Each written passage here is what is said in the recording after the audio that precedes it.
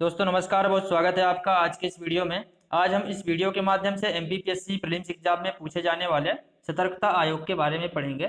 तो इससे संबंधित सभी महत्वपूर्ण बिंदुओं को देखेंगे जो कि एमपीपीएससी प्रीलिम्स एग्जाम के लिए काफ़ी ज़्यादा इंपॉर्टेंट हो जाते हैं। तो आइए फिर देखते हैं। सतर्कता आयोग से संबंधित सभी महत्वपूर्ण बिंदुओं को देखने से पहले हम यह जान लेते हैं सतर्कता आयोग क्या है। तो सतर्कता आयोग केंद्र सरकार में भ्रष्टाचार रोकने के लिए प्रमुख संस्था है। यानी कि जो हमारी केंद्र सरकार है या उसके अंडर में जो कई सारे विभाग हैं और उनमें बहुत सारे अधिकारी और कर्मचारी कार्य करते हैं, उनमें कहीं ना कहीं भ्रष्टाचार की क्या हो जाती है, प्रवृत्ति हो जाती है। तो उसको रोकने के लिए इसे सर्वोच्च संस्था के रूप में या शीर्ष संस्था के रूप में स्थापित किया गया है। इसके बाद हम फिर बात करते हैं इसका गठन कब किया गया। तो इसका गठन किया गया था 1964 में। इसका गठन किया गया 1964 में। और इसका गठन करने के लिए 1962 में एक यहाँ पर समिति बनाई गई थी। 1962 में एक समिति बनाई गई थी, के संथानम समिति।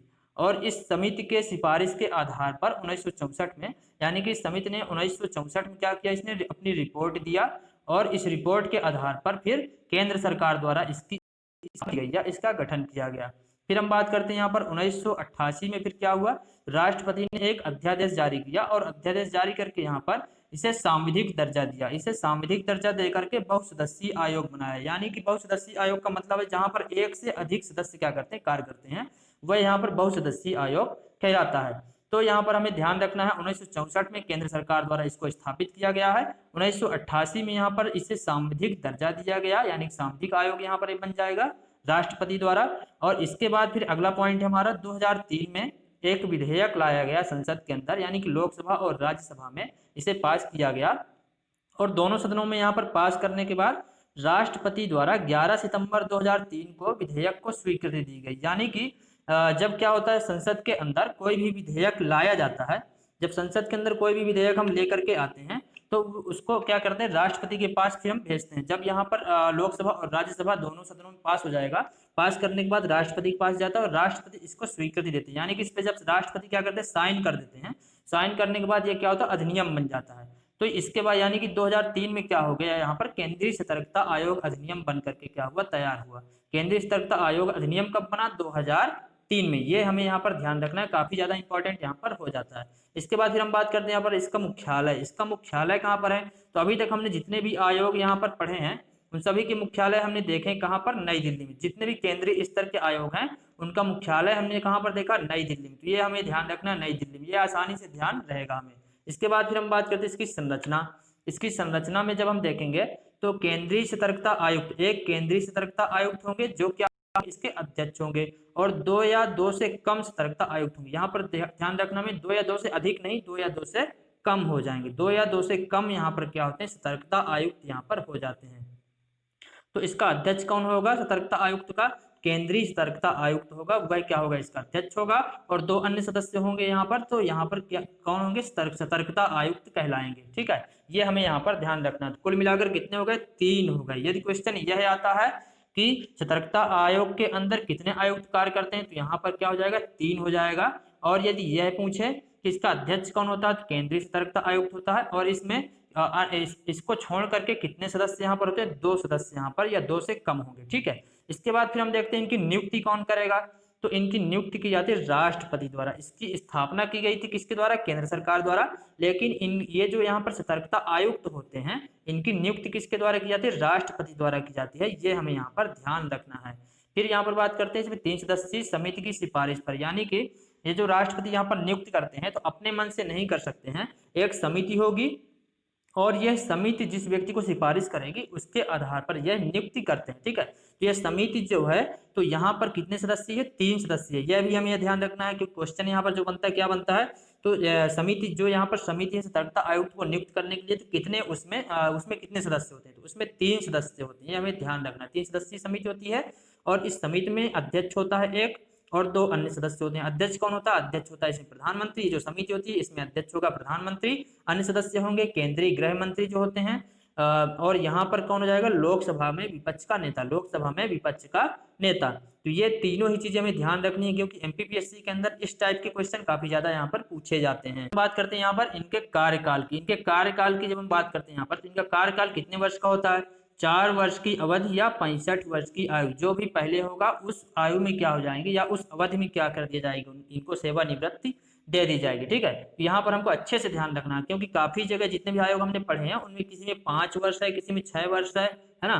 तो यहाँ पर क्या है, यहाँ पर 4 वर्ष है, ये अच्छे से हमें ध्यान यहाँ पर रख लेना। और 65 वर्ष की आयु जो भी पहले होगा उस पर क्या हो जाएंगे, सेवानिवृत्त यहाँ पर हो जाएंगे। फिर हम बात करते हैं, यहाँ पर अगला पॉइंट हमारा है सेवानिवृत्त के बाद केंद्र सरकार या राज्य सरकार के अधीन कोई भी पद यहाँ पर धारण नहीं कर सकते। यानी कि जब ये सेवानिवृत्त हो जाते हैं तो केंद्र सरकार के अंडर में या राज्य सरकार के अंडर में अन्य किसी भी गवर्नमेंट पद पर ये नहीं रह सकते, यानी कि इनको किसी भी अन्य पद पर नियुक्ति यहाँ पर नहीं दी जा सकती सेवानिवृत्ति के बाद।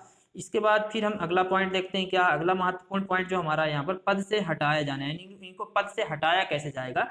पद से हटाया जाएगा राष्ट्रपति द्वारा, इनको नियुक्त किया गया था राष्ट्रपति द्वारा, और पद से हटाया कैसे जाएगा, तो राष्ट्रपति द्वारा ही यहाँ पर हटाया जाएगा। लेकिन यहाँ पर कुछ शर्तें हैं, उन शर्तों के आधार पर ही यहाँ पर हटाया जा सकता है। कुछ परिस्थितियां होंगी, उन परिस्थितियों के आधार पर हटाया जाएगा।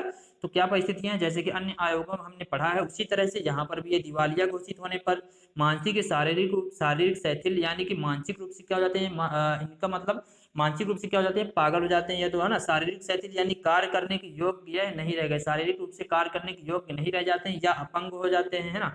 तो इनको क्या किया सकता है, राष्ट्रपति द्वारा हटाया सकता है। तीसरा पॉइंट है कार्यकाल के दौरान कोई अन्य संवैतनिक नियोजन करने पर, यानी कि जब यह यहाँ पर आयोग के अंदर कार्य कर रहे हैं और दूसरी जगह जाकर के भी क्या करते हैं, ये वहां पर नौकरी कर लेते हैं और वहां से भी क्या कर रहे हैं, वेतन ले रहे हैं। तो दोनों जगह दो जगह से क्या कर रहे हैं, वेतन ले रहे हैं।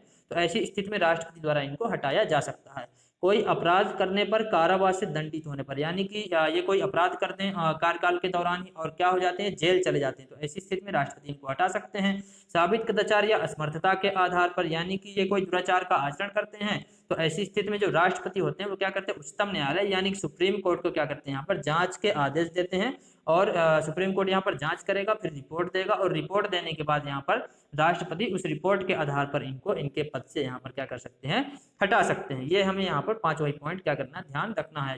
फिर देखते हैं इनके वेतन और भत्ते। इनके वेतन भत्ते और सेवा शर्तें जो हैं वो क्या होंगी। तो वेतन भत्ते और सेवा शर्तों की यदि हम बात करें यहाँ पर, तो केंद्रीय सतर्कता आयुक्त को संघ लोक सेवा आयोग के अध्यक्ष के समान क्या होते हैं, वेतन भत्ते व सेवा शर्तें दी जाती हैं। यानी कि जो यहाँ पर सतर्कता आयुक्त जो है, जो सतर्कता आयोग है इसका जो अध्यक्ष होगा वो क्या कहलाता है, केंद्रीय सतर्कता आयुक्त। तो इनको किस प्रकार वेतन दिया जाएगा, तो जो यहाँ पर संघ लोक सेवा आयोग है यानी कि यूपीएससी, तो उसके जो अध्यक्ष होते हैं उन अध्यक्ष को जितना वेतन दिया जाता है उनके लिए जो सेवा शर्तें होती है वही इनको भी यहाँ पर दिया जाएगा, उनके समान दिया जाएगा। ठीक है, फिर यहाँ पर दूसरा पॉइंट क्या है, सतर्कता आयुक्त के वेतन, सतर्कता आयुक्त जो होते हैं यानी कि 2 अन्य सदस्य जो हैं उनके वेतन भत्ते कैसे होंगे, तो संघ लोक सेवा आयोग के जो सदस्य होंगे उनके समान होंगे। ठीक है, फिर दोनों ही पॉइंट हमको ध्यान रखना है। जो केंद्रीय सतर्कता आयुक्त है इनको यहाँ पर संघ लोक सेवा आयोग के अध्यक्ष के समान, और जो सतर्कता आयुक्त है इनको संघ लोक सेवा आयोग के सदस्यों के समान। ठीक है, इसके बाद यहाँ पर नियुक्ति के पश्चात इसमें कोई अलाभकारी परिवर्तन नहीं किया सकता, यानी कि इनके जो वेतन और भत्ते हैं